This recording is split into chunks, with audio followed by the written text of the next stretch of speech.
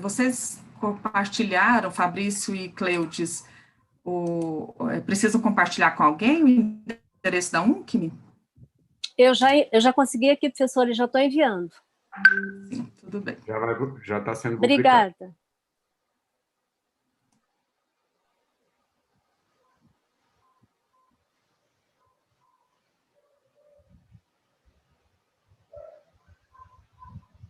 Sim, tudo bem. Já está sendo publicado. Obrigada.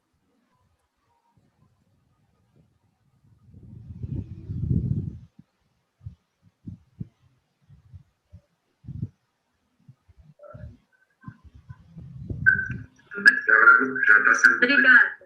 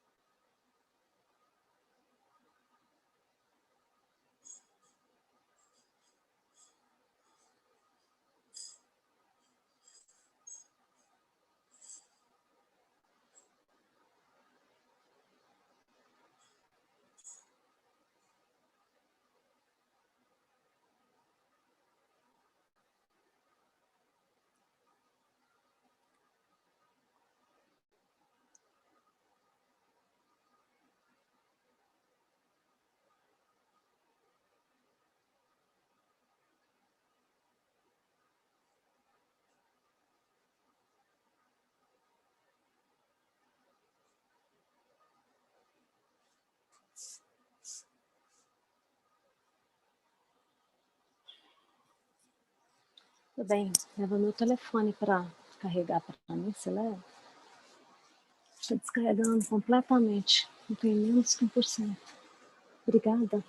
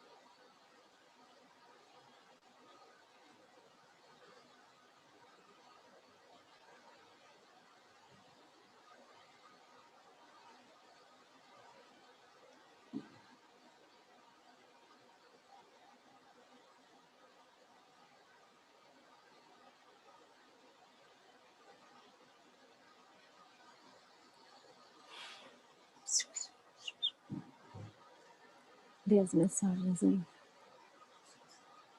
Deles.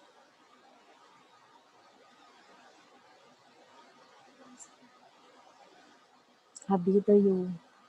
A Bida?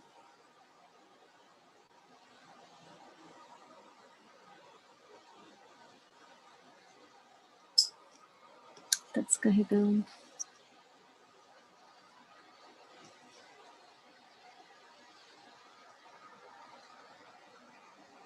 Não, põe no desse.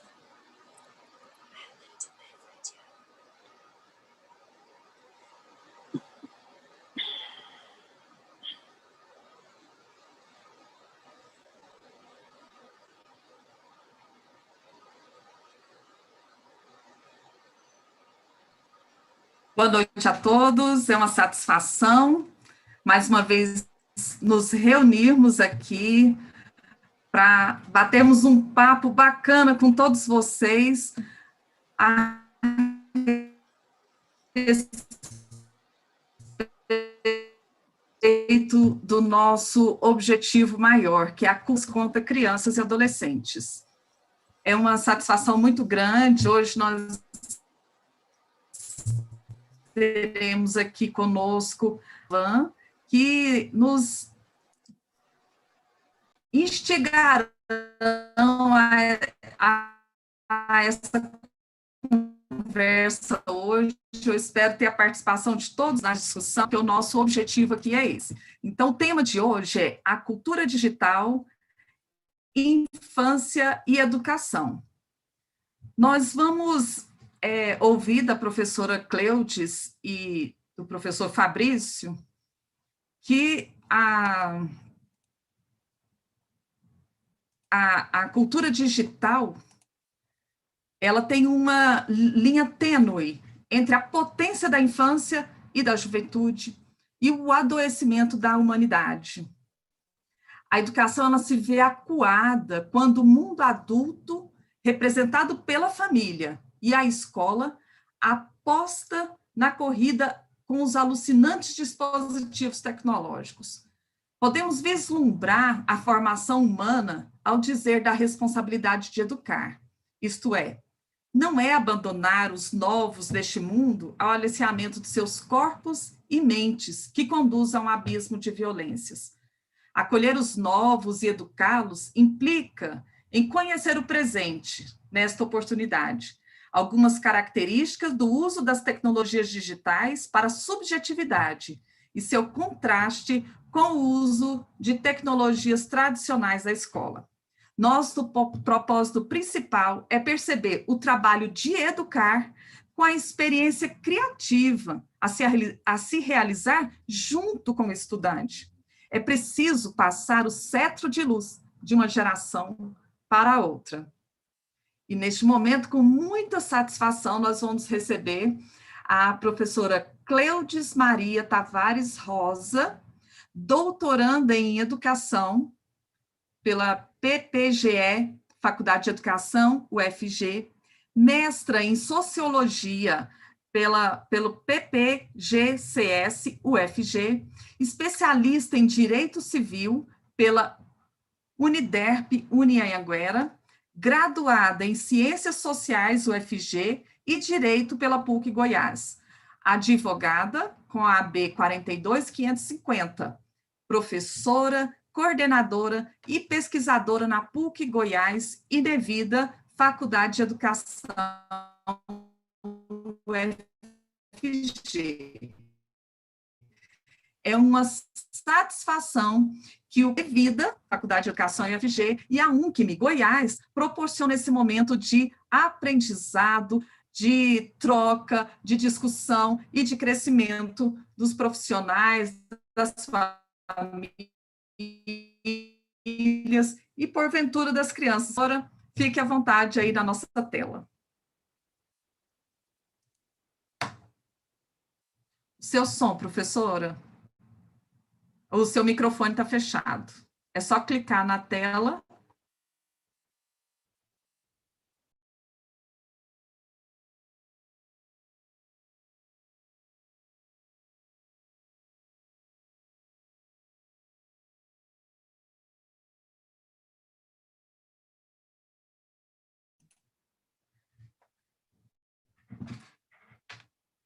Clica na tela, professora, do microfone para abrir. Aí a senhora vai ver o microfone.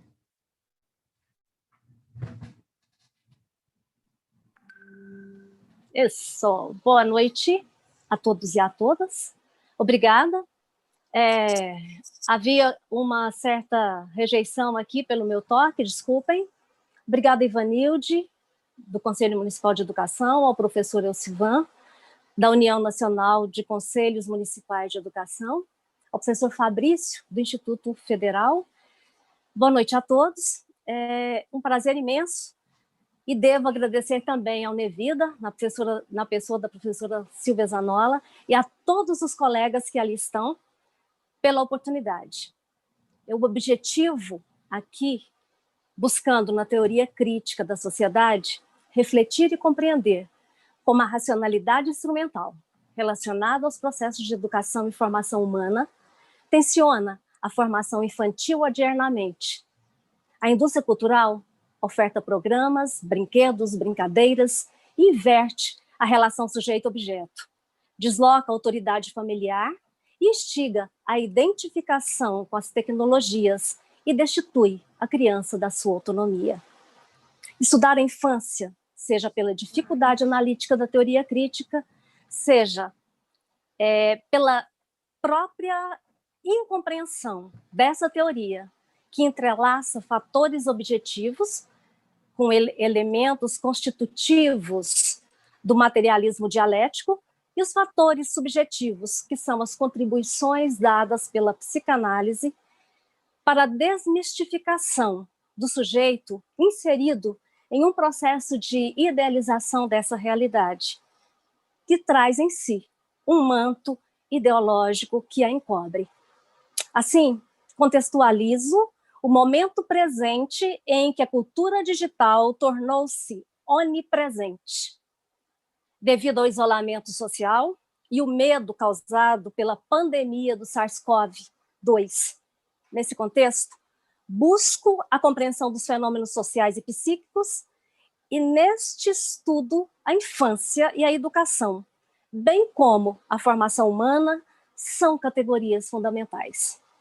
Pensar a relação dos fatores objetivos e subjetivos enseja pensar teoria e praxis, sujeito e objeto, particular e universal, nas ambivalências e contradições de todo o processo. Na teoria adorniana, a análise de qualquer fenômeno pressupõe essa relação sujeito e objeto. O conhecimento é atividade, é pensamento, é refletir, e os três, conhecimento, pensamento, reflexão, é atividade, e também praxis. E a praxis é dialética. A dialética para o Adorno leva ao conhecimento enquanto possibilidade e autocrítica. Na sociedade administrada, dialeticamente compreende-se que as relações objetivas e subjetivas passaram a ser mediadas por instrumentos que orientam as escolhas econômicas, educacionais e também o lazer.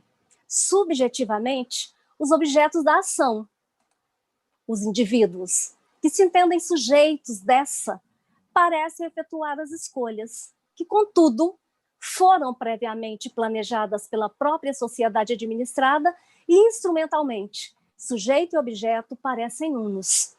Essa relação constitui identificação, no sentido freudiano de ligação profunda. Na lógica do processo identificatório, existe um momento dessa negação, dessa identificação. E ocorre aí a ocultação do que, nas próprias reflexões racionais, abram aspas, o pensar reifica-se num processo automático e autônomo, emulando a máquina que ele próprio produz para que ela possa finalmente substituí-lo. Fecha aspas. Adorno, Horkheimer, 1935, página 37. A mediação, o colocar-se no lugar do outro, com o outro, e que é a alteridade, propicia a superação da dicotomia entre o eu e o outro. Nesse processo de mediação, a formação humana experiencia o entrelaçamento de sentidos quanto ao processo formativo e educacional nessa sociedade, em termos de uma racionalidade produtivista que altera o conceito ético em tais processos. Formação e educação com cunho de sustentação dos interesses econômicos e constata-se a interferência da racionalidade instrumental na formação humana do sujeito, impedindo-o de alcançar a autonomia. Pois, abram aspas, a racionalidade técnica de hoje é a racionalidade da própria dominação. Ela é o caráter compulsivo da sociedade alienada de si mesma. Adorno e Horkheimer, 1985, página 14. 114. Em avaliação histórica, social e psicanalítica, pode-se constatar que, desde o advento do capitalismo, o indivíduo tornou-se cada vez mais heterônomo, com a racionalidade de domínio que funda a sociedade.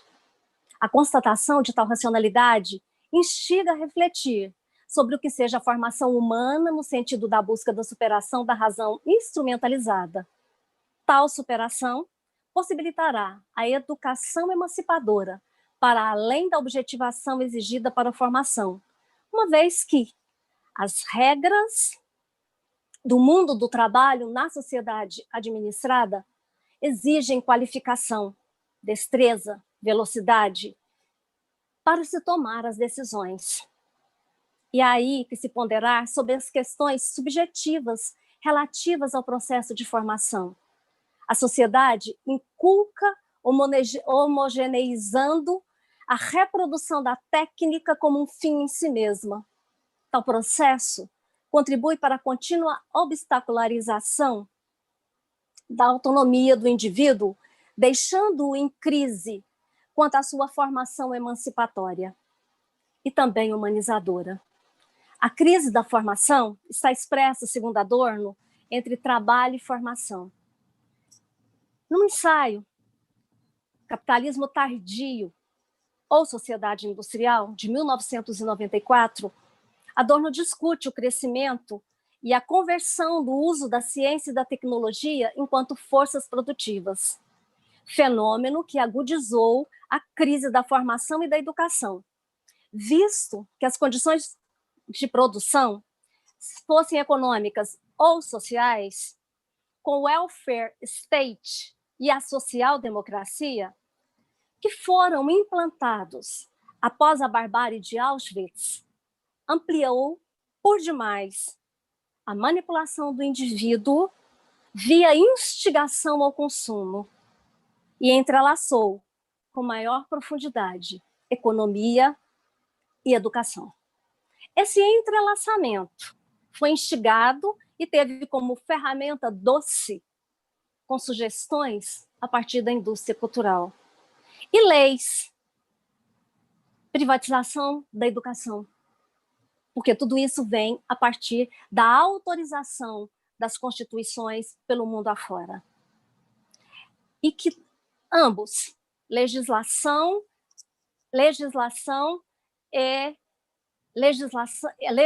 e indústria cultural, eles não são questionados, seja pelos indivíduos, que vão constituir, assim, uma nova subjetividade.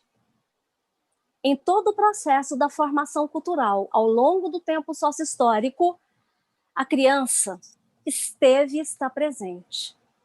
A partir da lógica racional burguesa, e nela a indústria cultural, em específico, quando o uso da TV, do cinema, dos jogos eletrônicos tornaram-se influenciadores fundamentais, fosse pela ocupação do tempo livre dos pais, que acompanharam seus filhos e incentivaram, doravante, a presença dessa cultura digital em todo o processo formativo.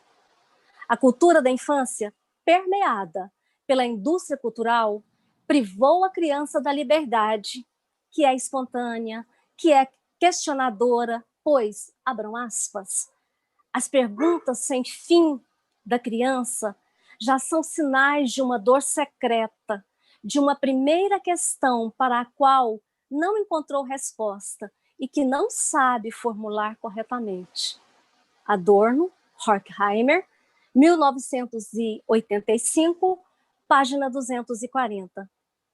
É que com o advento da indústria cultural, Os questionamentos infantis foram respondidos por programas automatizados, cujas respostas padronizadas não instigam curiosidade, seja para...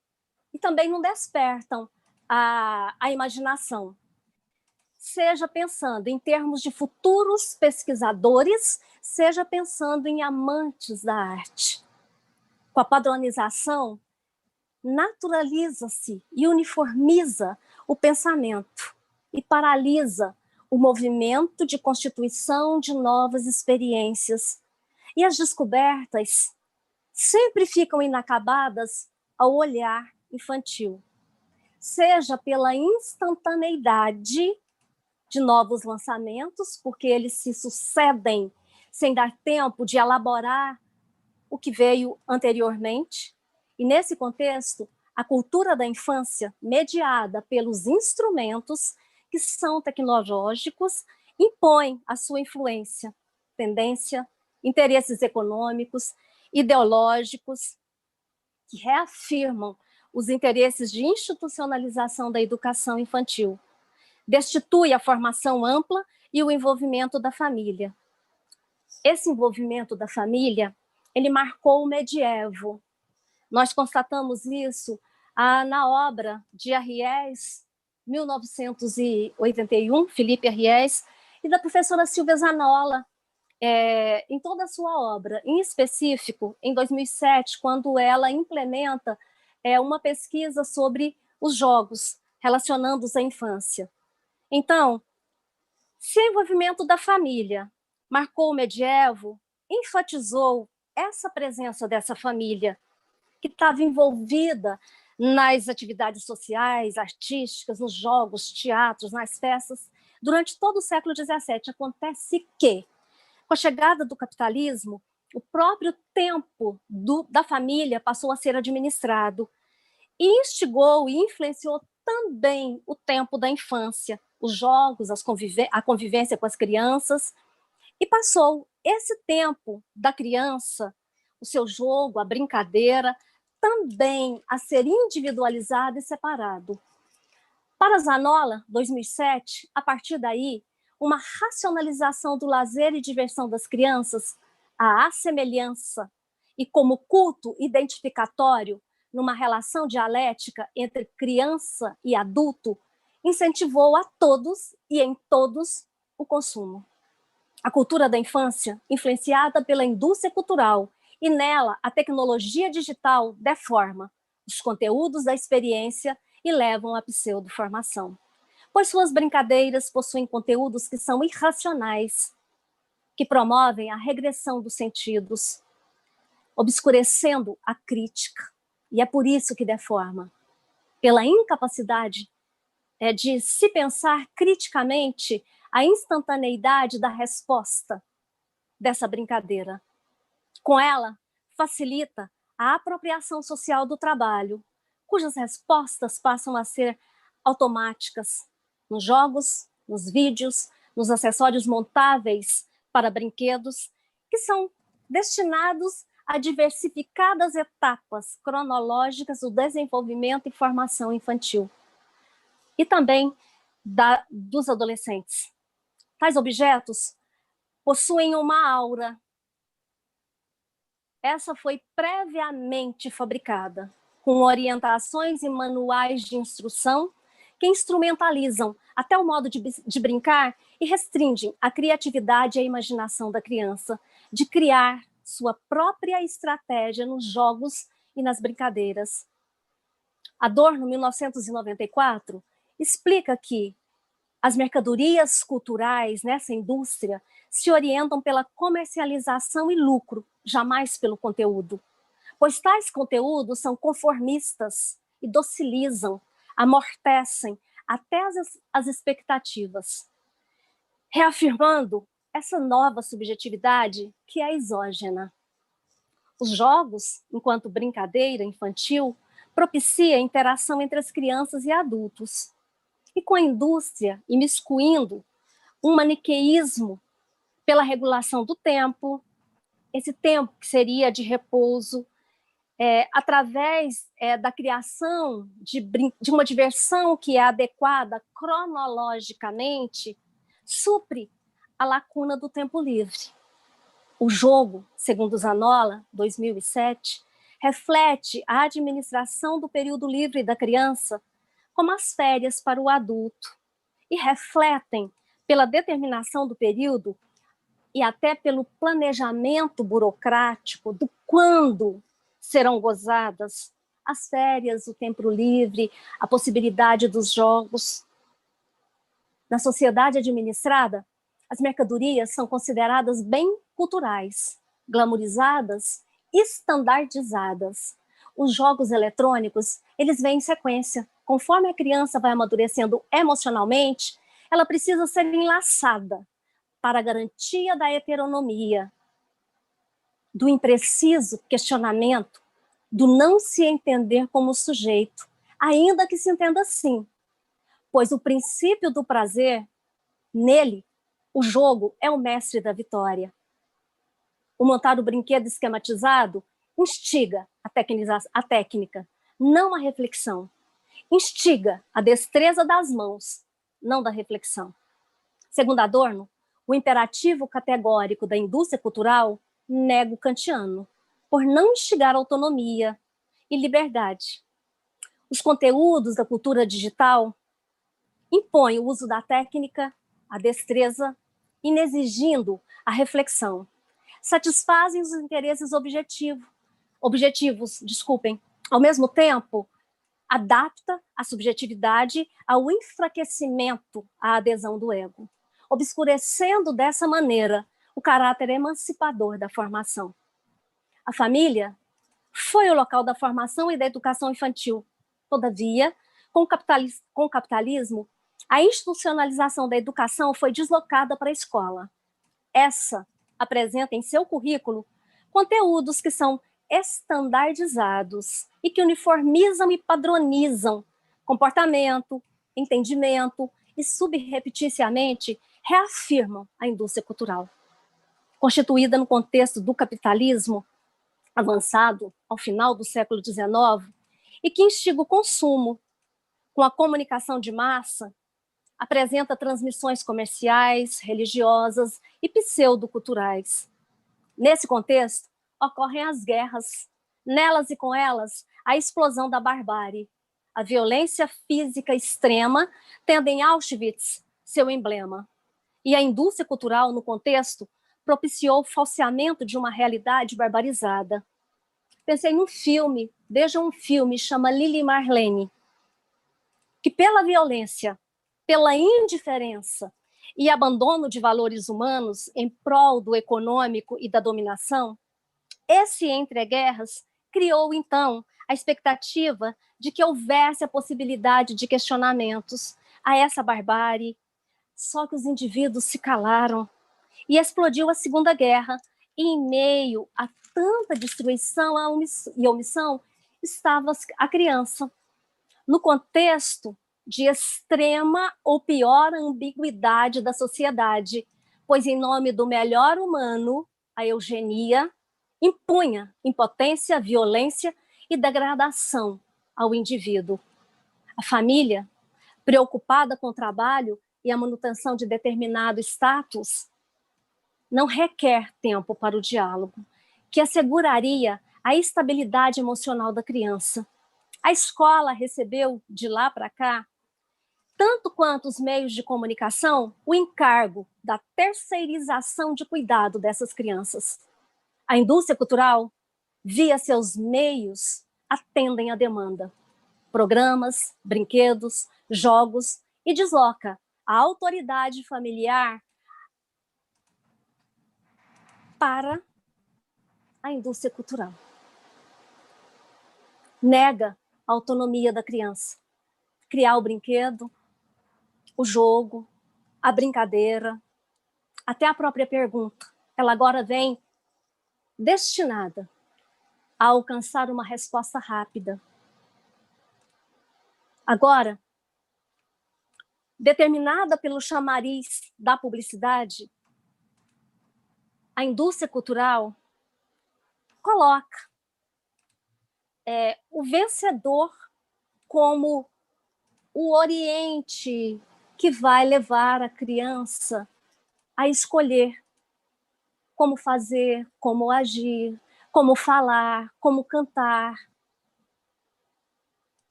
Esses propiciam prazer instantâneo.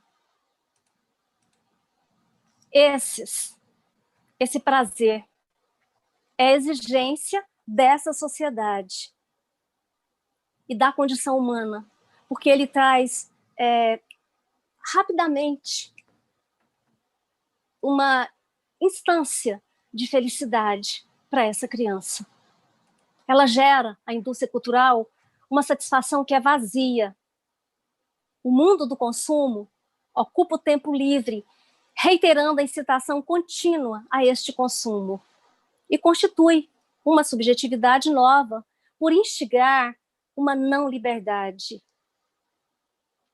e uma falsa autonomia.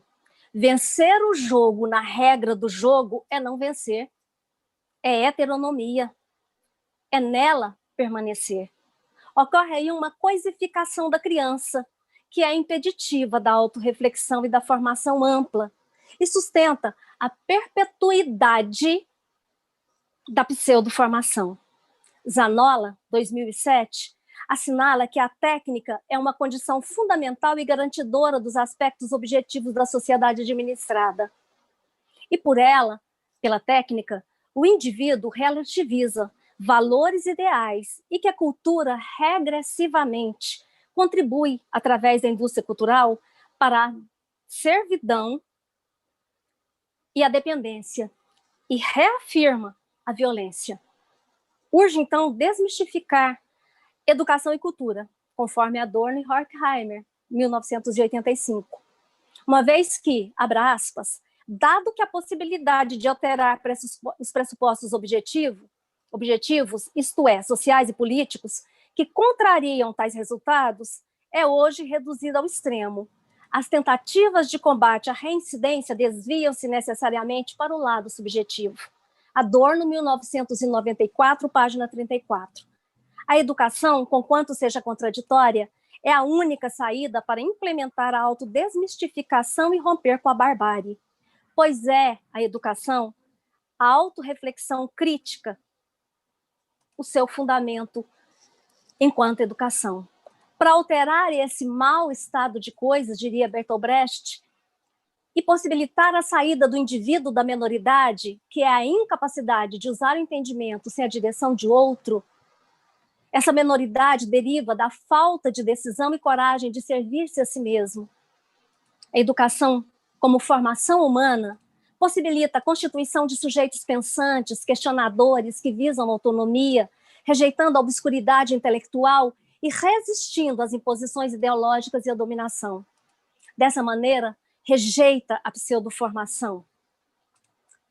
Pela conscientização da existência da formação falsificada pela ideologia.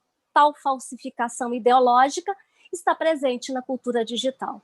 Na medida em que, e ao discutir no ensaio Televisão e Formação 1995A, Adorno pondera que a ideologia presente na televisão, pela tentativa de incutir nas pessoas uma falsa consciência e um ocultamento da realidade, impor às pessoas um conjunto de valores como se fossem dogmaticamente positivos, enquanto a formação consistiria em pensar problematicamente conceitos como estes, que são assumidos meramente em sua positividade, possibilitando adquirir um juízo independente e autônomo a seu respeito. 1995A, página 80. Zanola, 2007, pondera que o indivíduo e sua subjetividade devem ser estudados, abram aspas, apesar das contradições e dificuldades dos estudos empíricos em relação à subjetividade, fecha aspas, página 1346. E que devemos encarar o desafio de estudar a identificação com a cultura, considerando nela os aspectos materiais objetivos e, nos subjetivos, compreender as identificações para impedir a barbárie. Portanto, a educação assume centralidade no processo de desbarbarização, conforme Adorno, 1995A. As identificações podem ter correlação com a frieza humana e a indiferença, pois a cultura administrada a essas nos instiga. Adorno, 1995A, defende a implementação de pesquisas educacionais para entender a identificação das crianças e também sua não identificação com determinados conteúdos e que leva, abram aspas, ao empobrecimento de sua formação. Zanola, 2007, página 1347. Cultura e educação permanecem enlaçados. E a formação via cultura digital manifesta a contradição. Por um lado, instiga a separação da criança que se individualiza cada vez mais, isola-se no seu mundo criado pela indústria, que reifica o pensamento, conquanto propicia um novo encantamento, seja pela instantaneidade dos conteúdos e suas respostas, respostas que estão prontas, que são ágeis. É preciso, todavia, em tempo de pandemia, ponderar o bem mais valioso, a vida. Portanto, a formação cultural há de ser adquirida por esforço e interesse, abrindo os elementos do espírito e apropriando-os na consciência, em vez de ocupar-se com estes unicamente, abram aspas, para aprender conforme prescreve um clichê insuportável. Adorno, 1995A, página 64. A experiência durante a infância sofre desvios. Para Adorno, ela é gradativa, e conquanto na sociedade administrada a subjetividade seja administrada e a criança fica impedida de pensar, de elaborar, de partilhar, de criar, e a criatividade certeza que tá cheio de bicho lá dentro. É preciso, para quebrar a frieza dos pressupostos objetivos da sociedade e também dos subjetivos, em termos da identificação com a violência, a admiração pelos avatares inertes e às vezes até horrendos, é preciso resistir e criar, abre aspas, clima desfavorável e instigar clima desfavorável ao extremismo. Adorno, 1995A, página 136. É preciso, contudo, liberar os instintos, deixar que a criança brinque, deixar que a criança sinta medo, que ela viva as experiências, para que assim tenhamos humanos que são capazes de compreender os seus limites, em vez de sustentar o conhecimento via técnica. Porque, abram aspas, no caso do tipo com tendência à fetichização da técnica, trata-se simplesmente de pessoas incapazes de amar. Isso não deve ser entendido no sentido sentimental ou moralizante, mas denotando a carente relação libidinal com outras pessoas. Fecha aspas. Adorno, 1995A, página 133. Eis a nossa preocupação com a cultura digital. É na primeira infância o centro da educação para a formação humana. Conforme Adorno, abre aspas, todo caráter forma-se na primeira infância. A educação que quer evitar a repetição precisa se concentrar na primeira infância. Repetição de que, Cleudes? De Auschwitz. 1995A, páginas 121 e 122.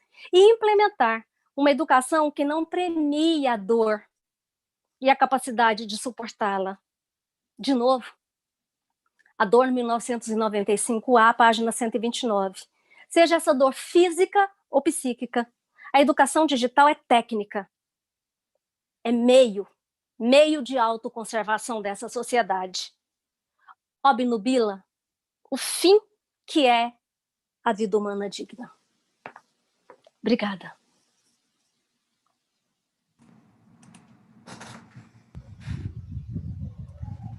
Uma satisfação ouvir o trabalho da professora Cleudes. O Elcivan logo mais estará compartilhando aqui com vocês, né, as comentários dele, e nesse momento nós vamos ouvir o professor Fabrício, vou apresentá-lo. Antes disso, eu quero, mais uma vez, agradecer a toda a possibilidade que a professora Silvia Zanolla, que a professora doutora Silvia Rosa Zanolla nos deu de compartilhar esse momento, de fazermos essa atividade juntos, que nós programamos desde 2019, quando nós fizemos o seminário de segurança das instituições educacionais, ano passado. E ela teve uma fala, nós já conversamos, precisamos aproximar para a gente propiciar formação para os profissionais da educação. E eu quero mais uma vez agradecer a disponibilidade também do professor Elcivan, que apesar de todo o movimento e toda a dificuldade e as suas tarefas pessoais, ele se dispôs a nos ajudar com essa transmissão. E eu quero dizer que ficará gravada essa live no YouTube da UNCME. Quem estiver assistindo e reconhecendo aí quanto aprendizado, quantas questões nós podemos pensar a respeito da infância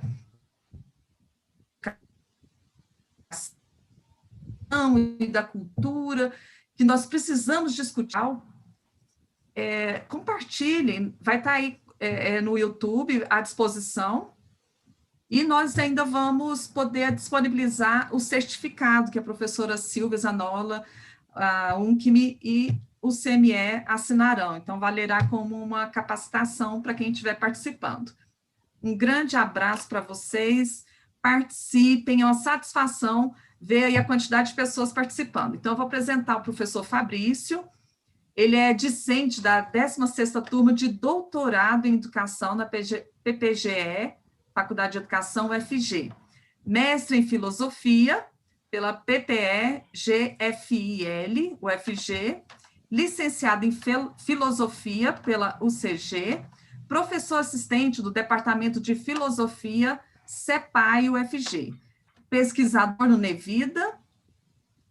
E, gente, Faculdade de Educação, UFG. Então, uma satisfação. E antes, Fabrício, de passar para você, eu sinto muito, professora Cleudes, para não ficar diferente das outras lives, eu esqueci meu microfone aberto, minha filha chegou aqui falando comigo, desculpa Imagina. o transtorno aí. Mas é só para ficar igual às outras, nós tivemos algumas situações também, tá bom? Fabrício, uma satisfação recebê-lo. Muito boa noite, eu agradeço o acolhimento, Ivonilde, e aproveito já o agradecimento, estendendo para o professor Elcivan, que também está nos dando suporte, e a minha colega Cleudes, que hoje faz essa parceria comigo nesse debate dessa noite. Bom, a minha apresentação eu vou fazer com o suporte de uns slides que eu preparei. Vamos ver. Precisaria de uma confirmação se ele já aparece na tela, por favor. Está ok. Está ok? Bom, então sigamos. Eu vou buscar fazer, então,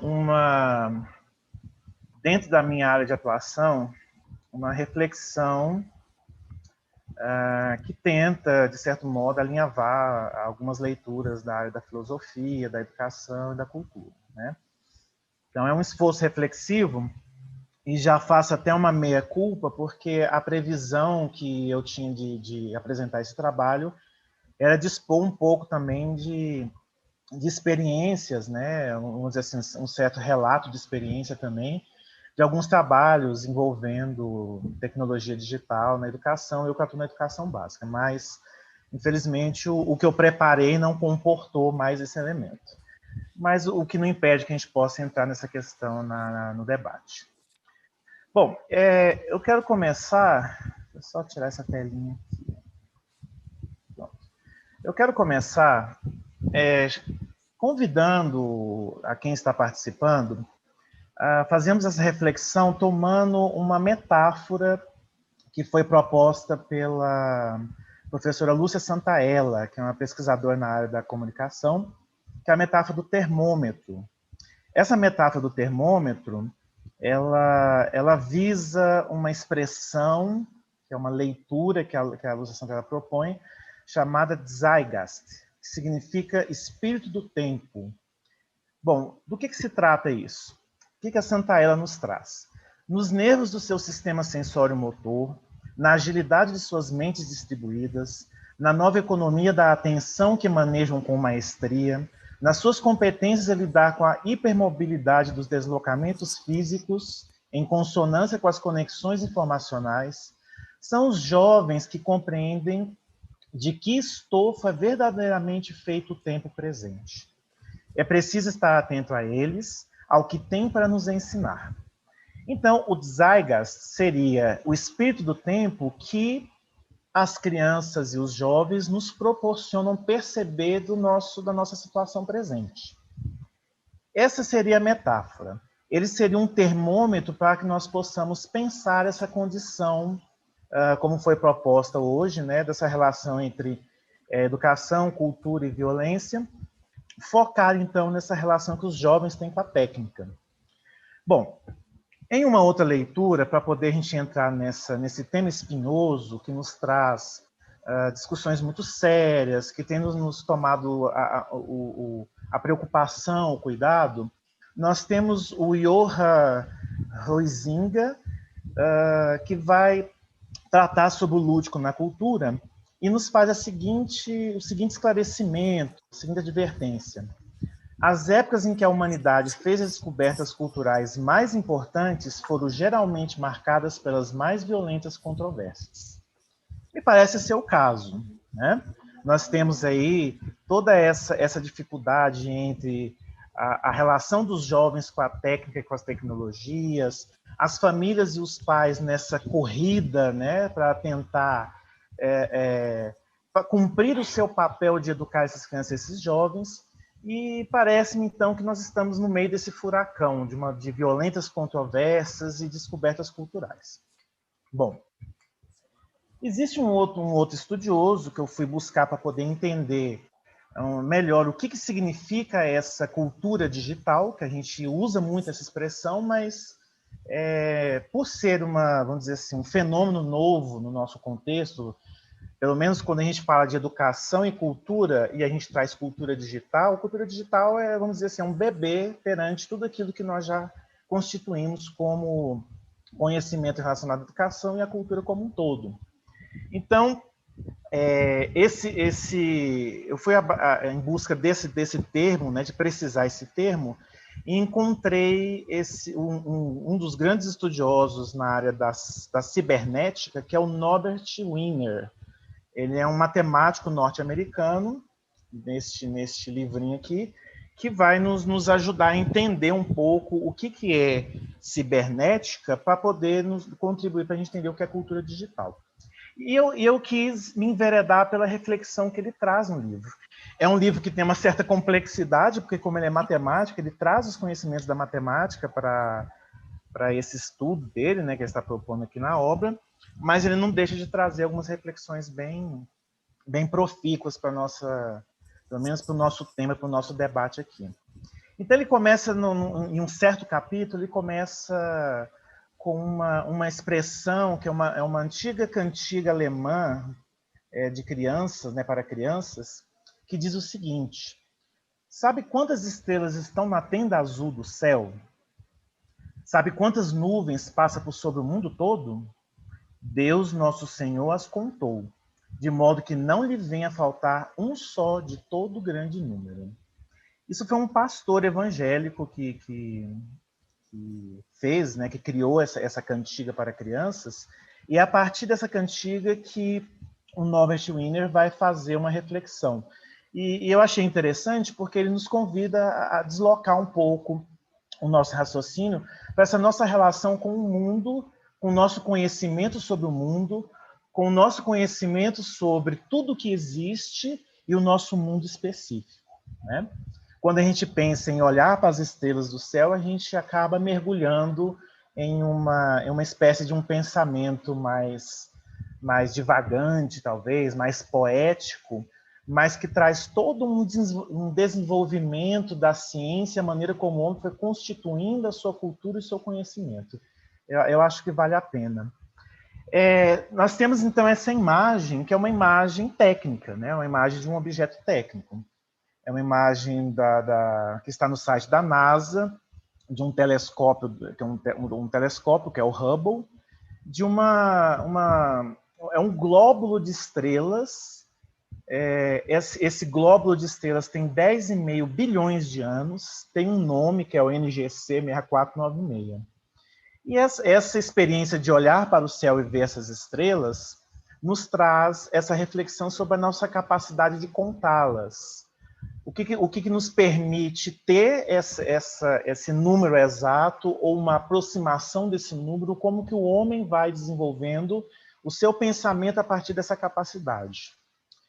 E eu trago essa segunda imagem, que é uma representação artística do Pequeno Príncipe, do Saint-Exupéry, que é uma outra maneira de olhar as estrelas e que traz, obviamente, né, traz a criança, né, para essa representação sobre o que é olhar para essas estrelas e o que representa contar a imensidão do universo, a capacidade de chegar a uma resposta precisa, uma resposta do campo da imaginação, da arte, para poder fazer esse contraste entre essas duas percepções que, no mundo adulto, vai se constituir ao longo da história como a maneira como a sociedade e a cultura desenvolveu a ciência e a tecnologia. Bom, então, o que está envolvido em contar as estrelas?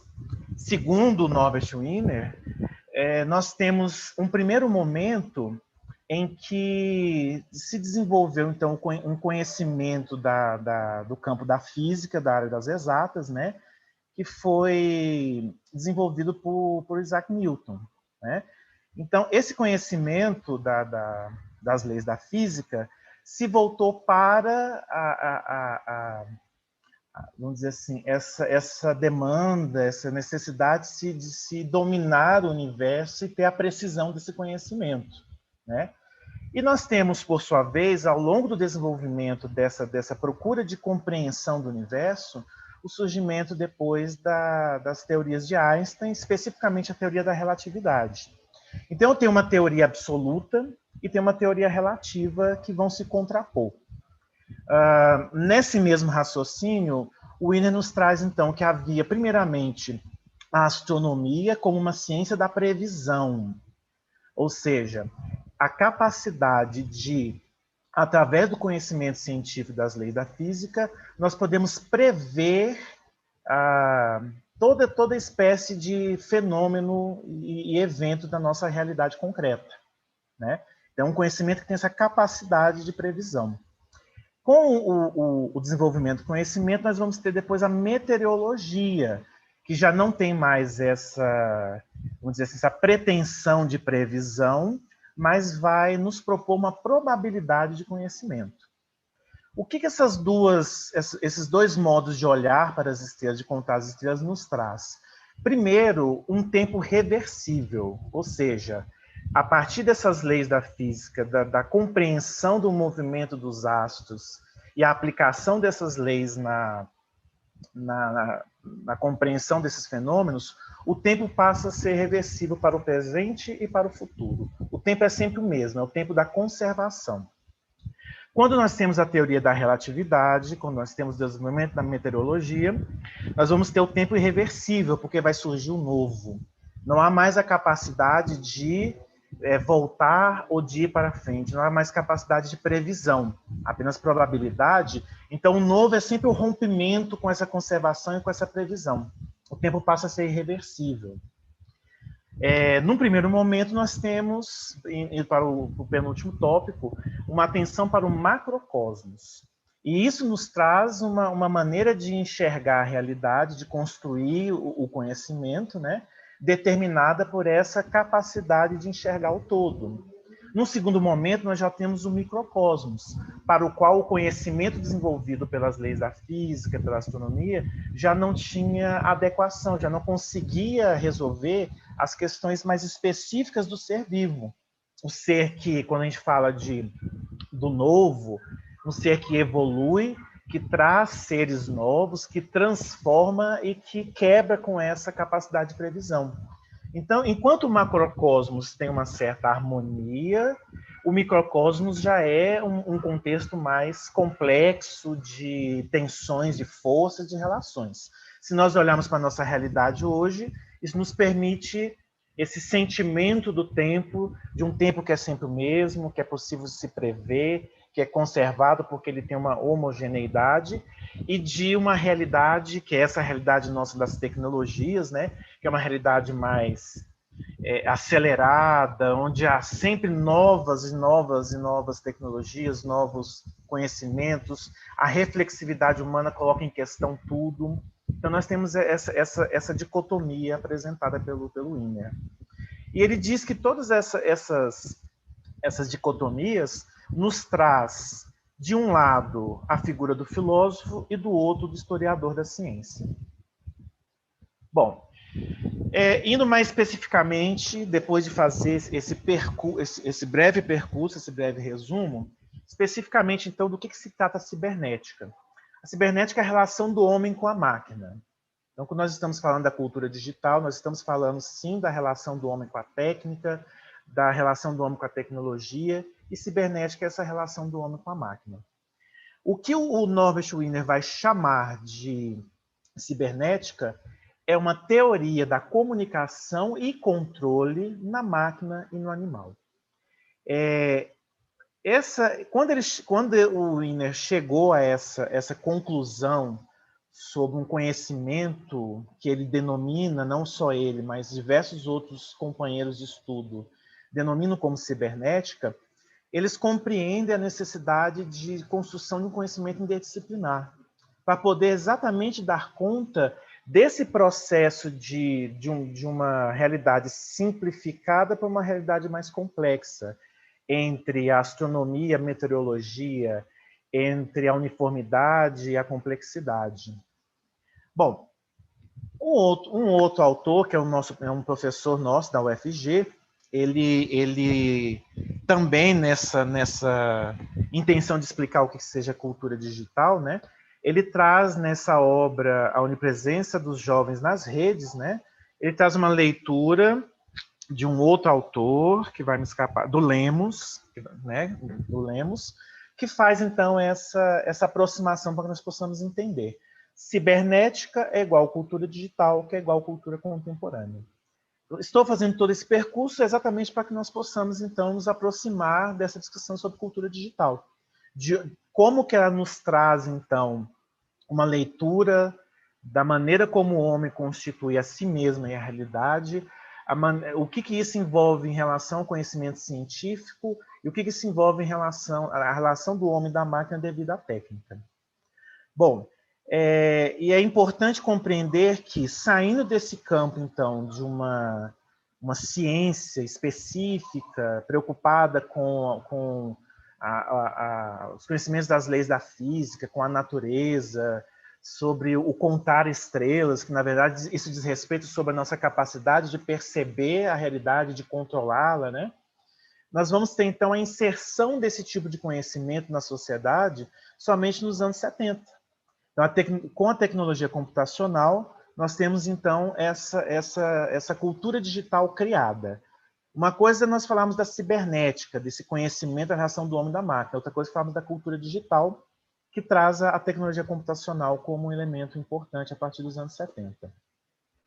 Bom, passo agora para uma outra leitura, que é da pesquisadora Paula Sibilia. A Paula Sibilia vai, para poder tratar sobre a tecnociência, que é, vamos dizer assim, o ponto mais avançado que essa relação do homem com a máquina nos alcança, vai nos trazer dois mitos. O mito de Prometeu e o mito de Fausto. Esses mitos, eles dão origem a duas tradições que dizem respeito à relação do homem com a técnica. O mito de Prometeu, que é o mito grego, que nós encontramos na Teogonia de Hesíodo, né? Antes de Cristo, na Antiguidade grega, salvo engano, no IV século antes de Cristo, né? Nós vamos ter, então, Prometeu, que é um titã, né? Que é um deus de segunda ordem, roubando de Zeus o fogo da criação. Mas eu fiz questão de trazer esse quadro, porque tem diversas representações sobre o roubo do fogo de Zeus, né? para poder destacar essa figura desse jovem que está envolta nos braços, desse jovem está envolto nos braços de Zeus, né? É um jovem. Esse jovem foi um príncipe de Troia que, devido à sua grande beleza, chamou a atenção de Zeus e Zeus o raptou para poder servi-lo como copeiro. É importante nós guardarmos essa informação da relação entre o fogo da criação e esse desejo, essa ambição de Zeus pela juventude. Nós temos aqui do lado a figura da águia, né? Que depois que Zeus descobre o roubo do fogo que foi cometido por Prometeu, ele, de certa maneira, aplica uma pena a Prometeu a ficar acorrentado, amarrado, né? Tendo uma águia comendo o seu fígado todo dia e o fígado dele regenera ao final do dia. Isso tudo vai nos dizer, nós estamos falando da relação do homem com a técnica, né? Isso tudo vai nos dizer um pouco, vai nos ajudar a pensar um pouco dessa angústia, dessas controvérsias que existem na relação do homem com a técnica. Nós temos uma figura mítica de Fausto, que ao longo da cultura nós temos diversos autores que tomam essa figura do Fausto, essa figura mítica do Fausto, para poder representar essa relação do homem com a técnica, mas eu estou pegando especificamente uma obra de Mary Shelley, que fala sobre o Dr. Frankenstein, que é uma das representações de Fausto, para nos ajudar também a pensar essa relação do homem com a técnica. E o que eu quero destacar, Mary Shelley, se eu não me engano, ela escreveu Fausto, ou o moderno Prometeu, que é onde nós encontramos o Dr. Frankenstein, quando ela tinha 19 anos, na sua juventude. Então é outro ponto interessante que eu quero colocar aqui nessa representação. Bom, voltando a Paula Sibília, né? Quando nós vamos falar do Fausto, ela traz uma citação do estudioso marxista Marshall Berman. Então, se eu tinha o pastor evangélico falando de Deus que pode contar todas as estrelas e não perde nenhuma, e que, portanto, o conhecimento sobre a totalidade do universo, o conhecimento que controla todos os fenômenos, ele é um conhecimento que está muito aquém da humanidade, está nas mãos da divindade, nós vamos ter na tradição fáustica uma mudança substancial. Bom, o que Marshall Berman diz? Enquanto Fausto expõe seus planos, o diabo está aturdido, exausto. Pela primeira vez, ele não tem nada a dizer. Há muito tempo, Mefisto fez surgir a visão de um carro veloz, como paradigma da forma em que o homem poderia se movimentar pelo mundo. Agora, no entanto, seu protegido ultrapassou. Fausto quer mover o próprio mundo. Bom, o que a Paula Sibília nos traz sobre a tradição prometeica e a tradição fáustica? Lembrando que ambas são mitos que se referem a tradições que nos ajudam a compreender a relação do homem com a técnica e as bases filosóficas da tecnociência. Isso é a explicação da própria Paula Sibília. A tradição prometeica, ela nos traz os seguintes esclarecimentos. Quando o homem domina a técnica, nessa tradição prometeica, ele pretende dominar tecnicamente a natureza. Essa técnica serve para que ele possa controlar os fenômenos. Porém, esse domínio técnico tem como perspectiva o bem comum da humanidade. Tem como finalidade o bem comum da humanidade. Ela busca, mais especificamente, a emancipação da espécie em vista das classes oprimidas. Ela pressupõe uma criação, então a possibilidade de estabelecermos uma sociedade racional. Ela visa o progresso. Nessa tradição, nós temos a ciência como conhecimento puro, portanto superior. Ela é a autoridade sobre a técnica. A técnica é vista de modo instrumental. Ela é uma aplicação do saber. E a Paula Sibília vem nos trazer o seguinte: como que nós encontramos todas essas descrições dela sobre a relação do homem com a técnica? Nós encontramos ao longo da história cultural e científica do homem no iluminismo, no positivismo, no socialismo utópico. Ela traz essa abordagem a partir de outras leituras que ela faz para poder tentar, de modo geral, lançar o olhar sobre as diversas leituras, as diversas bases e fundamentos filosóficos que existem ao longo da construção da tecnociência que vai nos levar a compreender a cultura digital. E o que é mais importante na tradição prometeica, há um limite. Certos assuntos pertencem exclusivamente aos domínios divinos. Pode parecer talvez uma colocação teológica, uma colocação que não cabe para a nossa proposta de reflexão, mas esse limite, se nós invertemos a leitura sobre os domínios divinos, significa que o homem ele entende que ele tem uma condição própria. Ele entende que existe uma condição humana que precisa ser respeitada. Bom, a tradição fáustica, por sua vez, ela pretende a apropriação ilimitada da natureza. Isso aqui é quase que uma descrição do que nós percebemos hoje do uso da tecnociência na nossa vida cotidiana, das empresas, das indústrias, do conhecimento, né? Ela visa superar a condição humana. Se nós pensarmos no Frankenstein, né? O Frankenstein ele é a tentativa de conquistar a eternidade da vida humana, né? E ela visa também a estabelecer uma relação aliás, segundo a Sibília, não é nem que ela visa, ela desvela, ela desmascara que existe, na verdade, uma relação de dependência da ciência com a técnica. Então, a ciência não é tida como superior, né? Ela existe em função da técnica. Obviamente, essa tecnociência é o exercício da previsão e do controle, o que nós percebemos em nossos corpos e nossas subjetividades. Ela tem uma relação estreita com o capitalismo, inclusive, numa outra obra da pesquisadora francesa Bernadette Bensaud-Vincent, ela vai trazer essa leitura da tecnociência muito mais próxima de nós, né? Mas na década de 80 e 90 já.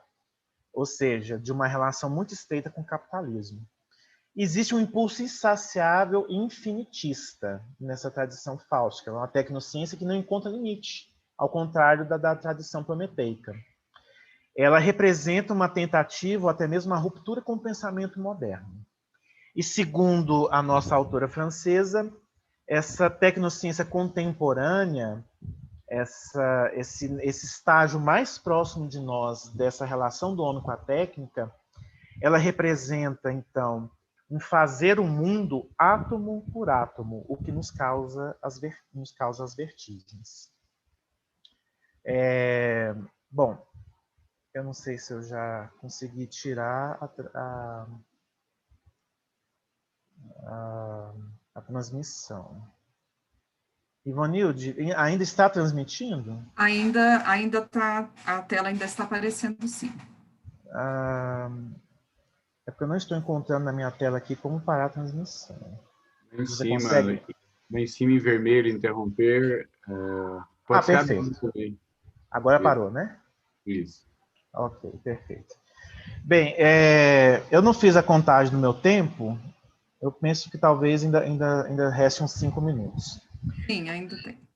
Perfeito. Bom, essa longa exposição que eu fiz, que traz vamos dizer assim, essa historização da desenvolvimento da tecnociência para nos ajudar a compreender a cultura digital, ela nos ajuda a compreender, tomando o jovem como um termômetro do espírito do tempo, compreender a necessidade que a educação e a cultura têm de ter um olhar muito, muito atento à condição humana, ao sujeito da condição humana.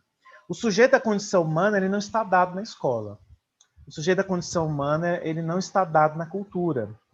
O sujeito da condição humana, na leitura que eu venho trazer, ele, pelo menos pensando numa cultura contemporânea como uma cultura digital, ele está muito pressuposto vamos dizer assim, nessa construção, nessa compreensão do que é a infância e do que é a juventude. A Paula Sibília, ela nos alerta para o cuidado que nós temos, né, nós devemos começar a tomar para não cairmos em discursos alarmistas e patologizantes da relação da juventude com as tecnologias. E é claro que isso entra numa controvérsia muito grande de toda essa realidade que já são fatos científicos sobre os distúrbios, os problemas que essas tecnologias estão trazendo para a vida infantil. Bom, eu não venho trazer respostas, mas colocar, acho, talvez como todo filósofo faz, né, colocar a necessidade de compreendermos o paradoxo da infância, né? Esse paradoxo da infância, o Machado Paz, por exemplo, que é um estudioso da juventude, né, o paradoxo da infância e da juventude, nos traz essa relação híbrida que existe entre a tradição fáustica e a tradição prometeica. A própria Paula Sibília nos alerta. Quando a gente traz essa leitura dicotômica entre ambos, dá-nos a impressão da necessidade de estabelecermos uma referência, um ponto de referência para resgatarmos, para conservarmos, para nos voltarmos anteriormente para um ponto em que a humanidade se perdeu. O perigo que existe paradoxal nisso é exatamente o de obstruir a capacidade criativa das crianças e da juventude. De obstruir nelas, vamos dizer assim, isso que Zeus ambicionou na juventude. Obviamente que o mito prometeico traz essa relação de Zeus com o príncipe de Troia, o Ganímedes, como uma ambição apenas para a sua beleza. Mas não é apenas a beleza física, mas a beleza do novo que pode nos trazer a continuidade da humanidade. De relações com as tecnologias que somente com uma leitura educacional e cultural, a Cleudes dizia, né? Dessa relação muito, muito imbricada entre educação e cultura, somente essa possibilidade de uma formação humana, uma formação que não é reificante, coisificante, que torna o homem um meio, mas que tem como finalidade o próprio homem, é que nós podemos permitir que o novo possa nascer e possa fazer dessa tecnociência um objeto propício para conseguirmos, pelo menos, fazer frente, né, a todo esse processo de desconstrução que nós estamos vendo que o capitalismo nos submeteu, né? Eu pessoalmente, eu pude viver experiências interessantes em relação às tecnologias nas aulas. Tenho trabalhos publicados sobre isso, né?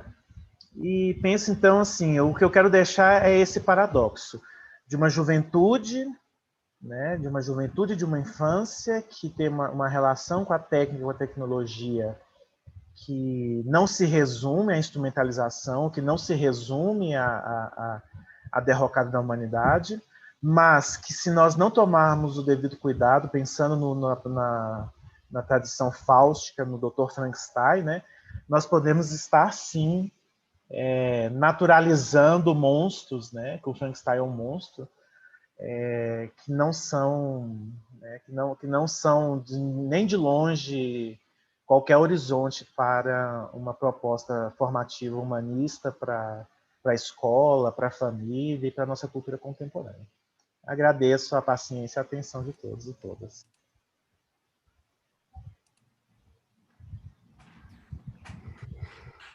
Ok, eu vou agora pedir para que os ouvintes, a professora Cleides, o professor Fabrício, participem agora, né, respondendo algumas questões, e o professor Elcivan vai trazer algumas questões da realidade, do conhecimento que nós temos aí do chão da escola, dos operários, né? Vocês trouxeram o conhecimento da academia, e a gente quer, então, aproximar a nossa discussão, trazendo, então, as contribuições do professor Elcivan, que tem aí uma experiência larga também com as instituições no estado de Goiás.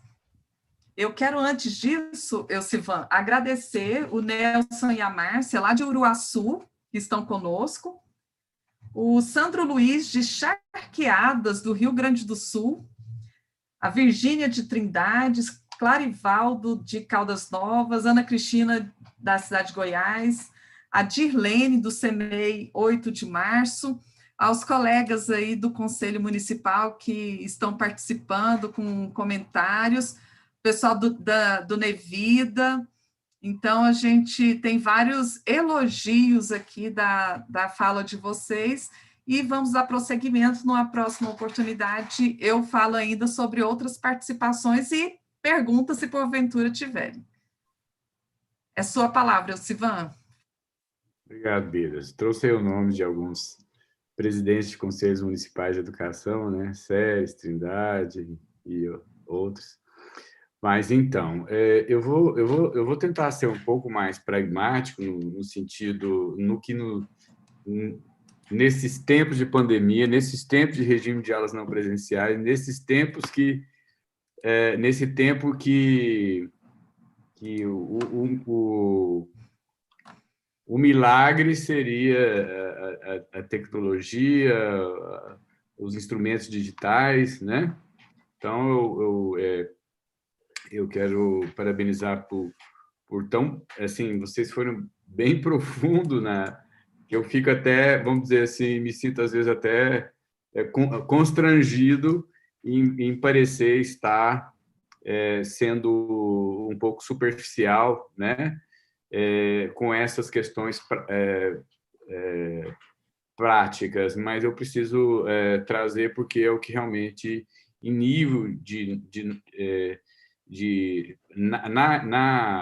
é o que na educação tem nos angustiado. E aí eu falo como pai e quero falar e falo como educador. Como pai, eu tenho duas crianças, uma com 2 anos e meio, outra com 7, né? A gente sabe que tem alguns estudos, assim, antes mesmo das crianças entrarem nessa história, já havia alguns estudos de vícios do adulto, né? Nós, muitos aqui de nós, só tivemos acesso a essa maquininha aqui, né? Depois de adulto, né? Mesmo assim, a gente já se viu aí, vamos dizer assim, meio viciado, né? Nesse instrumento aqui. A gente sabe que muitas drogas em nível... fazendo uma comparação, muitas drogas químicas, né, são evitadas para a criança porque tem um efeito diferenciado no cérebro em formação, né? E eu vejo o quanto, assim, o pouco que a gente deu de atividades em computador ou mesmo em smartphone para os meus filhos aqui, especificamente, às vezes parece que o mundo vai acabar quando a gente retira, sabe? Assim, como se fosse uma síndrome de abstinência. A sensação que eu tenho no meu filho de 7 anos é que quando eu tiro o celular dele, depois dele ficar 1 hora fazendo alguma coisa, ele dá um ataque quase de síndrome de abstinência, né? Bom, ao mesmo tempo que a gente tem, até pouco tempo atrás, ainda tem, né, estudos... eu queria que esse aspecto fosse comentado por vocês, e que agora, em um regime de aulas não presenciais, a solução passa a ser a tecnologia e os instrumentos digitais, onde a gente sabe quais têm sido as dificuldades, né? Dificuldade de acesso, tanto de alcançar todos, tanto de acesso quanto tanto instrumentalmente quanto o próprio acesso de qualidade, né, de internet de qualidade. Então, eu queria que vocês pudessem estar falando um pouquinho disso, dessas duas questões em relação à criança e em relação a esse regime de aulas presenciais, ou seja, cultura digital, né? Principalmente nesse momento de regime de aulas não presenciais, né?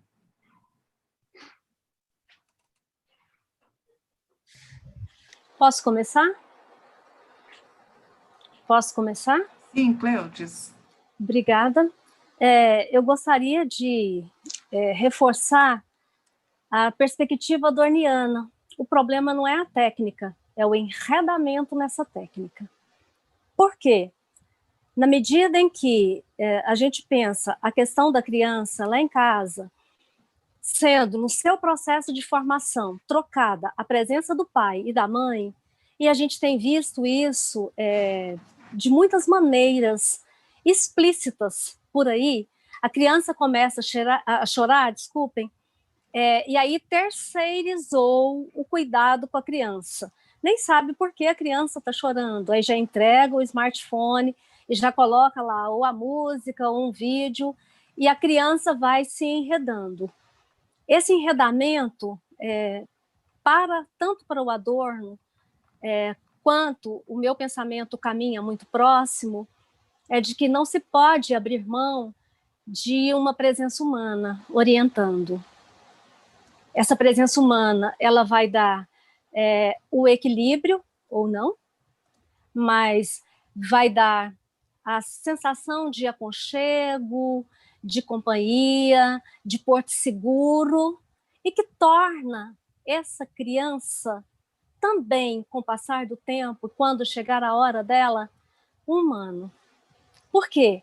Porque a máquina ela vai levar uma frieza. Não há, na verdade, a possibilidade de passar o resto do tempo iludindo essa criança. Esse é o interesse da indústria cultural, no meu entendimento.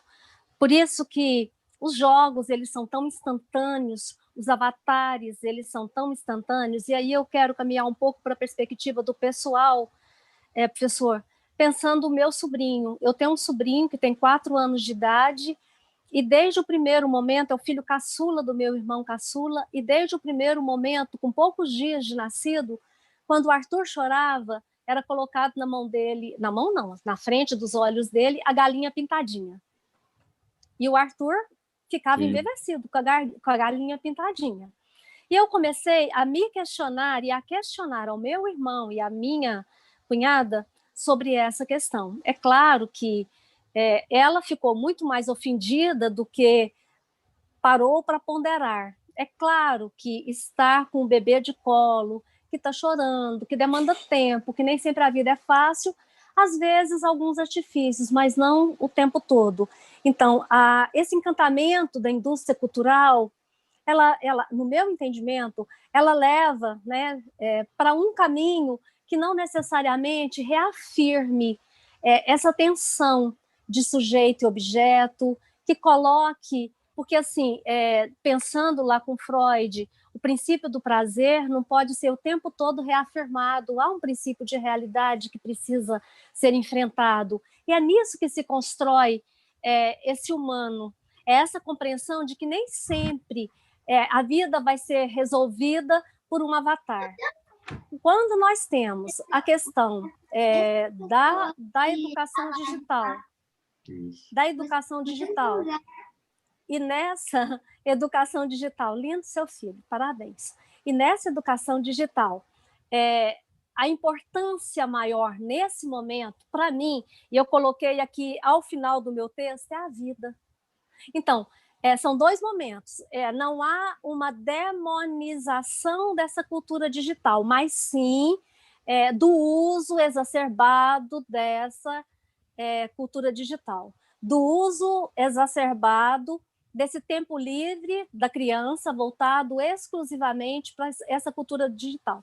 E aí a gente pode pensar o adoecimento, porque a criança vai ficar muito tempo parada, as questões psicológicas, essa exigência de uma instantaneidade de respostas que nem sempre o pai, a mãe, a própria sociedade e a própria vida pode dar. E que isso vai gerando uma frustração muito intensa e que vai esfriando cada vez mais esse indivíduo. Eu queria finalizar com uma questão que eu vi hoje, que para mim foi paradigmática. Na minha redondeza, eu moro numa cidade de interior, Nerópolis, aqui em Goiás, e a gente tem alguns gatos na rua, gato abandonado. E a minha vizinhança acolhe, eu acolho o cachorro e eles acolhem os gatos. E hoje pela manhã, um apareceu morto na calçada. E eu fiquei uma meia hora na minha varanda observando. As pessoas passavam e as pessoas não olhavam para o gato, porque o smartphone estava na mão e a condução da vida parecia que era direcionada por uma nova bússola. E para mim essa bússola ela é psíquica, ela é afetiva, ela supre todas as lacunas. Eles não viam o animal ali largado na calçada ao sol. Então, isso para mim reafirma o emblema de Auschwitz, tão questionado pela escola crítica frankfurtiana. Para que tudo aquilo não volte, nós precisamos tensionar o uso dessa técnica. É o que eu entendo. Bom, Elcivan, eu quero destacar duas questões. A primeira é a do entretenimento. Então, a tecnologia, as técnicas utilizadas como entretenimento, obviamente, elas levam a... Tem um outro estudioso que eu fiz uma apresentação recente, que é o Edmund Couchot, que fala sobre a automatização que a técnica proporciona. Então, obviamente que a indústria cultural, ao perceber essa automatização, ela se utiliza da técnica midiática para poder fazer com que esse entretenimento seja aceito irrefletidamente, sem a crítica, né? Então, o primeiro aspecto é esse, é o compreender que, quando eu falo de cultura digital, eu estou falando de um recorte muito amplo de diversas tecnologias. Se eu falo de mídias digitais, eu já faço um recorte mais específico para poder entender as mídias sociais, aí sim, as redes sociais, o celular, o smartphone, o computador, etc. E como que isso tem utilizado com o uso exclusivo de entretenimento. Ora, assim como uma criança, assim como nós, vou tentar ver se esse exemplo nos cabe, assim como nós éramos viciados em ficar o dia inteiro na rua jogando bola com os nossos amigos, e que a mãe tinha que vir gritar assim, vem tomar banho e jantar, menino, vem fazer a tarefa, e a gente ia chorando porque a gente não queria abandonar a bola dos nossos amigos, aquilo era um entretenimento. Naquela época não existia, talvez, outras formas de entretenimento a nos enredar, como a Cleudes colocou. E nós tínhamos vamos dizer assim, esse cuidado dos pais mais conscientes sobre esse tipo de entretenimento. Com o desenvolvimento tecnológico, nós vamos ter uma outra condição, que aí eu vou sair agora do entretenimento para chamar a atenção dos nossos pais e dos educadores para compreender a tecnologia e não apenas a técnica. Compreender a tecnologia é compreender que fundamentos científicos e culturais estão pressupostos no domínio de certa técnica. O que eu quero dizer com isso num exemplo pragmático, como você nos pediu?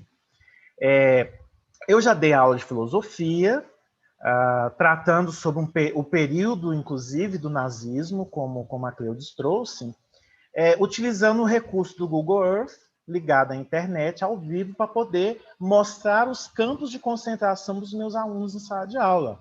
Eu poderia trazer para eles toda uma leitura em um livro a respeito desse contexto. Eu tenho certeza de que eles não iriam entrar no meu processo de ensino naquela aula, porque eu já tive essa experiência. Porém, quando eu compreendo que tipo de atenção que eu estou mobilizando a utilizar a técnica do dos slides, da imagem, junto com o Google Earth, para poder trazê-los para a leitura do texto filosófico, que eu consegui fazer a ligação, eu consegui estabelecer uma relação formativa com eles. O mesmo vale para os pais. Eu achei interessante a Cleudes trazer a questão da sobrinha, porque eu também tenho a minha experiência com a minha sobrinha, que da mesma forma, acorda, a primeira coisa que ela pede de manhã, antes de tomar café, é o celular para jogar. Ela também tem essa relação excessiva de tempo com o recurso tecnológico. Bom, o que eu fiz com ela?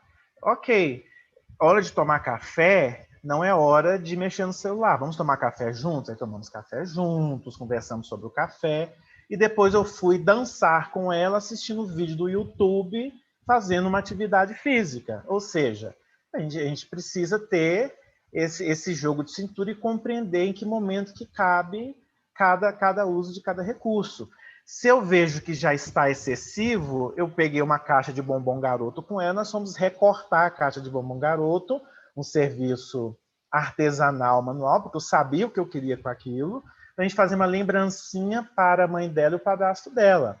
O que eu quero dizer com isso tudo para finalizar minha fala? Hoje nós tivemos um evento com a professora... Espera aí que eu estou puxando aqui. Com a professora Ana May Barbosa, sobre arte e consciência ecológica, e a última fala dela, eu pensei, nossa, essa última fala dela sintetiza a mensagem que eu gostaria de passar com a minha apresentação. Ela diz o seguinte, hoje, um evento da UFG. Nós temos que respeitar a tecnologia, desde a manualidade de nossos artesãos até a sofisticação da internet. Eu achei a fala dela bastante sábia, porque consegue abarcar nessa reflexão sobre o todo da tecnologia, o que nos interessa na tecnologia, né?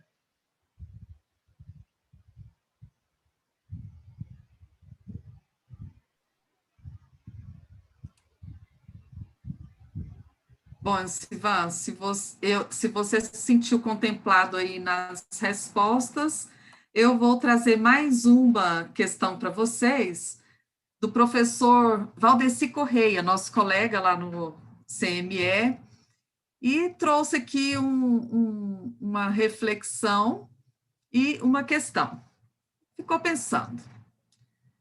Após a fala do professor Fabrício, veio a pergunta: a continuação da espécie humana depende da forma de como se relacionar numa cultura digital? E aí entra a educação. Mas qual educação? Professora Cleudes, depois professor Fabrício. E Elcivan.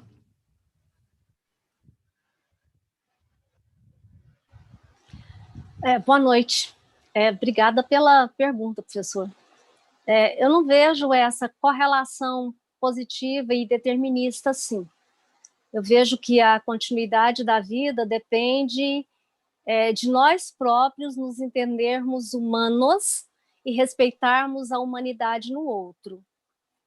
A técnica e a tecnologia são instrumentos a serem usados, na verdade, e também a serem tensionados nesse seu uso, não como fim último da vida.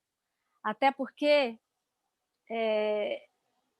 nós tivemos esse uso dessa técnica e dessa tecnologia, e eu vou de novo recorrer ao Adorno, porque na formação especializada, a própria engenharia, né, na condução dos trens mais rápidos a Auschwitz, a própria engenharia, a química, na confecção da bomba atômica. Então, essa mesma técnica e tecnologia, ela pode ter, no meu entendimento, as duas vertentes. Uma que pode melhorar a qualidade de vida, e aí eu estou pensando, por exemplo, na robótica para uma neurocirurgia, como ela pode também ter e provocar esse efeito devastador. E qual educação?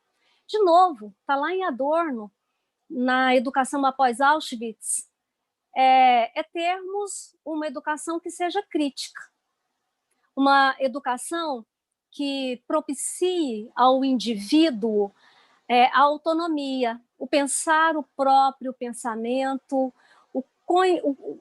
a possibilidade de fazer uma autorreflexão crítica a respeito do seu próprio fazer, da sua própria instigação na condução das escolhas. Do jeito que eu falei aqui no meu texto, a partir do capitalismo e dessa educação escolar, o que você tem são currículos que são uniformizadores, homogeneizadores, e que descaracterizam muito, e, por exemplo, pensando a questão da educação do campo. Não é a minha especialidade, não tenho muita leitura, vou fazer uma aventura. Por quê? Existem cursos que deveriam ser mais específicos no processo dessa humanização lá no campo. O Adorno, inclusive, no Educação Após Auschwitz, ele vai falar dessa urgência e também sobre a educação, ao discutir a questão da televisão, que eu coloquei um pouco aqui na minha fala, a de pensar essa educação trazida como formação em programas que são de fato educativos. E aí a gente pode pensar muito no Brasil a instigação para esses conteúdos que são técnicos, que são enxutos, e que eu nem me lembro mais os nomes dos programas, porque eu nem assisto mais televisão aberta, mas que a gente tem por aí ainda, e que retornou depois de algum tempo, essa formação que é uma formação voltada só para a técnica.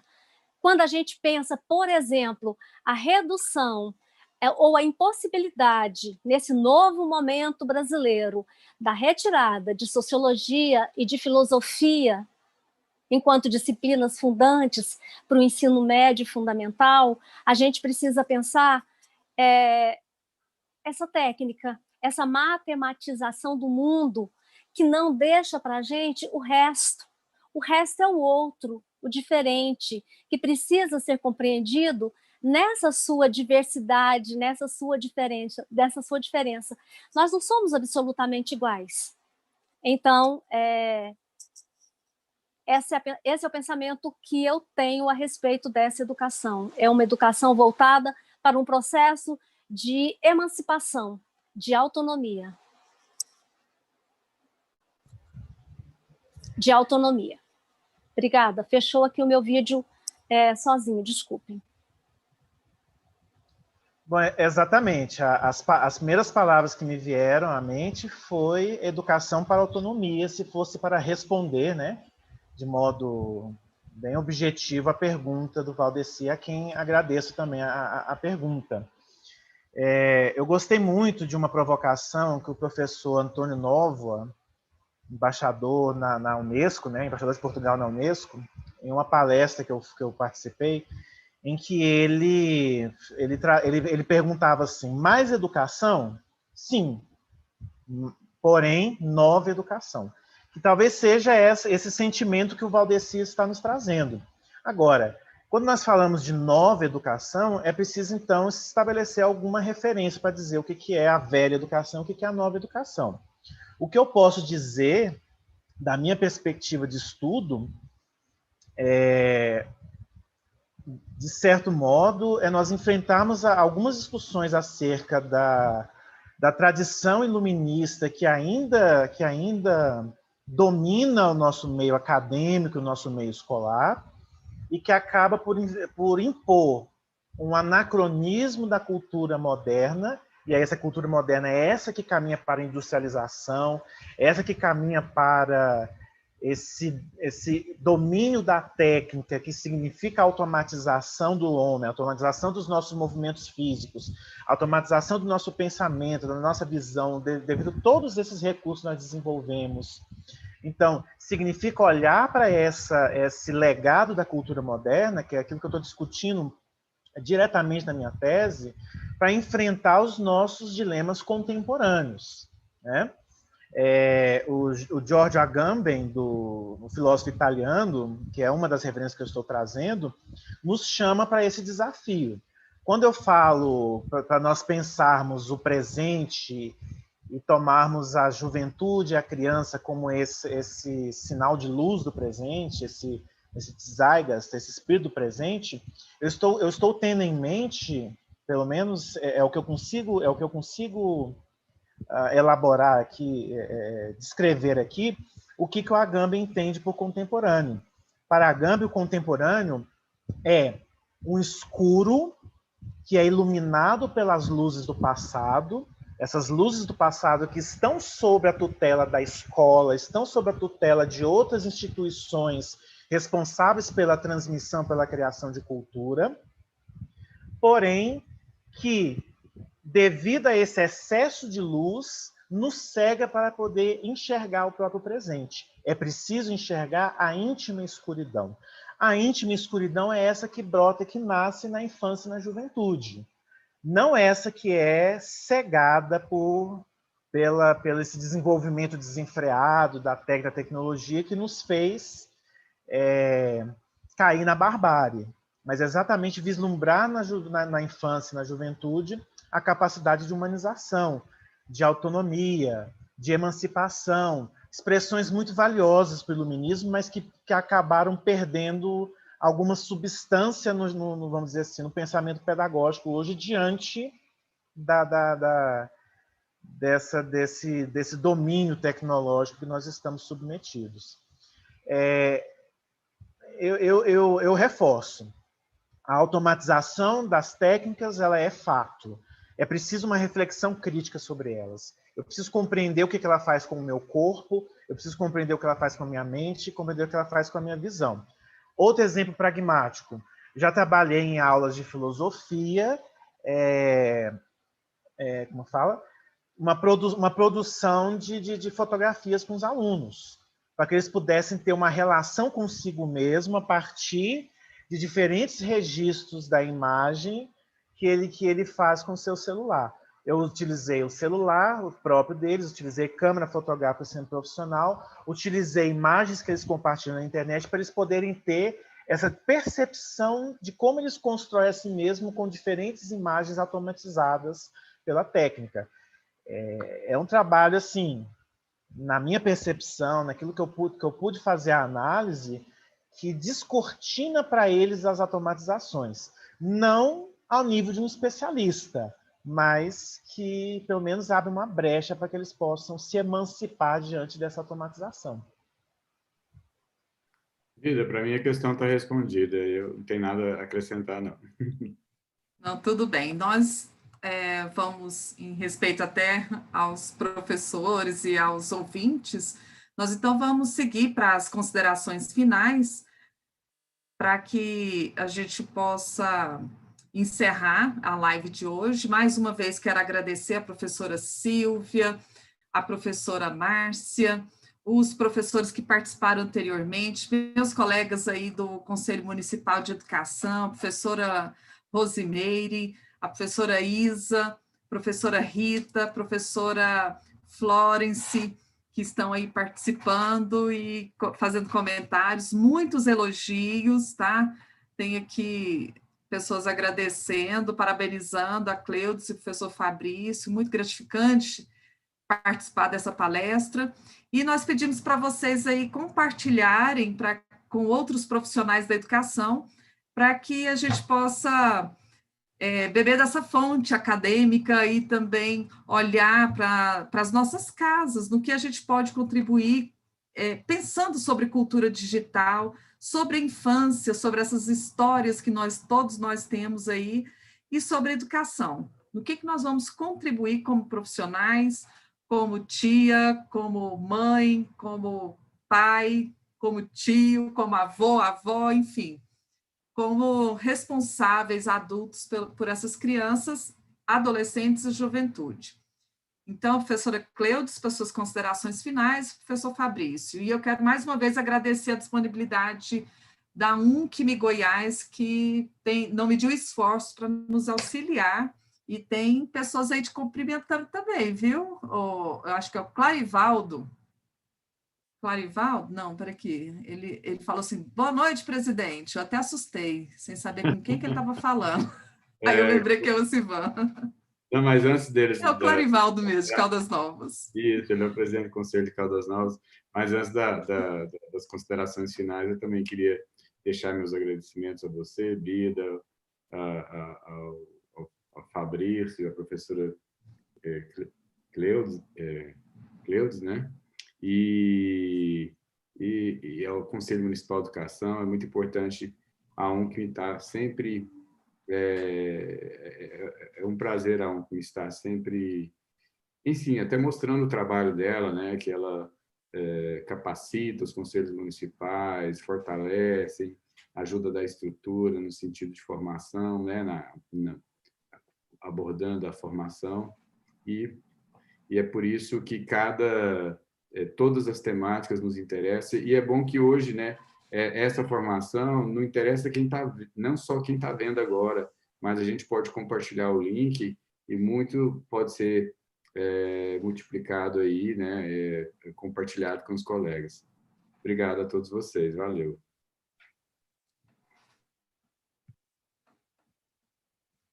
Professora Cleudes.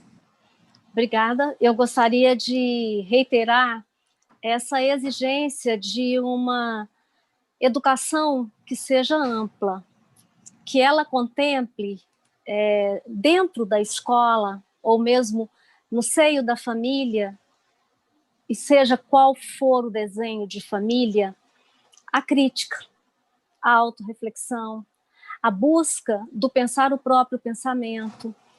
Se o conteúdo é contido no plano, e muitas vezes a gente tem notícias de que isso já vem quase que meio pronto e direcionado, é possível buscarmos uma música, um filme e tematizarmos criticamente a respeito, inclusive, do próprio conteúdo. Então, que nós tenhamos, na perspectiva da formação humana e cultural, a exigência de humanos, não de meros técnicos, não de uma educação para a reprodução dos interesses de uma sociedade que administra, inclusive, a nossa subjetividade, as nossas escolhas, o nosso tempo livre, e que isso não é novo.